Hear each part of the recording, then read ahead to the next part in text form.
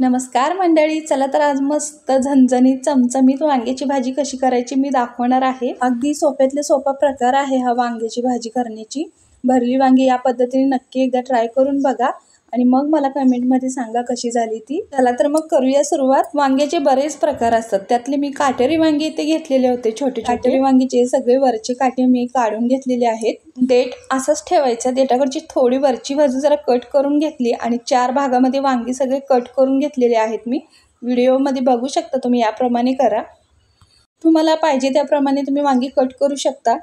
वांगी कट करून पाण्यामध्ये ठेवा, म्हणजे वांगी काळी पडणार नाहीत। आतमध्ये किडलेले आहेत का ते पण पहा नक्की। बघू शकता आतमध्ये वांगी मस्त आहेत, पांढरे शुभ्र, किडलेले अजिबात नाहीत। याप्रमाणे मी सगळी वांगी कट करून घेतलेली आहेत। मस्त कवळी अशी वांगी आहेत ही। काटेरी वांग्यानं खूप छान चव असते। 2 ते 3 पळी तेल घेतलं आणि चांगलं 1 चमचा जिरं मी यामध्ये टाकलं आणि चांगलं फुलवून घेतलं आणि बारीक चिरलेला कांदा 1 मोठा टाकून तेही चांगलं परतून घेतलेला आहे।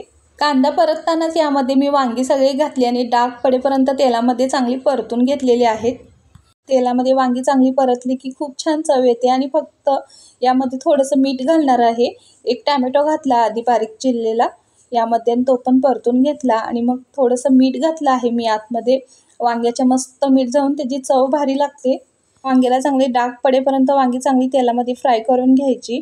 थोडंसं मीठ टाकल्यामुळे वांग्याच्या आतपर्यंत मीठ जाते आणि चव आळणी लागत नाही, वांग्याची मस्त लागते भाजीमध्ये। 1 चमचा किचन किंग मसाला घातलेला आहे, त्याने मस्त फ्लेवर येतो वांग्याच्या भाजीला। अर्धा चमचा हळद टाकली आणि 2 चमचा कांदा लसूण मसाला यामध्ये मी टाकलेले आहे। कोल्हापुरी कांदा लसूण मसाला आहे, कोल्हापुरी चटणी।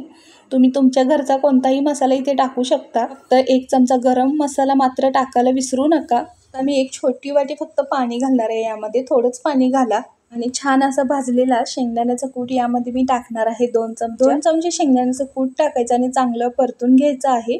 मस्त भाजी होते, याप्रमाणे नक्की करा। आणि 1 मंद आचेवर मी 1 मिनिटभर झाकण ठेवून वाफ काढून घेतली, भाजी मस्त शिजते। मंडळी, ही पद्धत तुम्ही वापरून वांग्याची भाजी करून बघा, चव मात्र अप्रतिम होते।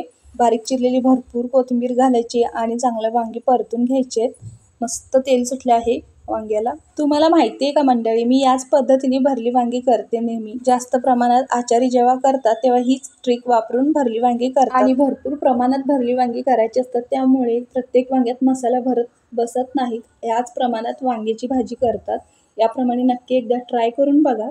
मी स्वतः मला कमेंटमध्ये सांगाल भाजी कशी झाली ती। आणि मंडळी, माझ्या सबस्क्राईब मंडळींना एकच विनंती आहे की माझं यूट्यूबचं जसं चॅनल आहे तसे इंस्टाग्रामचंही चॅनल आहे, त्यामध्ये नक्की जाऊन माझी रेसिपी पहा, कशी वाटते ते मला नक्की सांगा। लाईक किंवा फॉलो तुम्हाला मी करायला सांगत नाही, पण एकदा प्लीज नक्की माझ्या रेसिपी जाऊन तिथे पहा तुम्ही। अशाच रेसिपी छान छान मी तिथे टाकत असते, त्यामुळे विजिट नक्की करा माझ्या इंस्टाग्राम प्रोफाईलला, महालक्ष्मी किचन। नक्की भेट द्या आणि माझ्या यूट्यूब चॅनलला आणि इंस्टाग्राम चॅनलला नक्की सपोर्ट करा।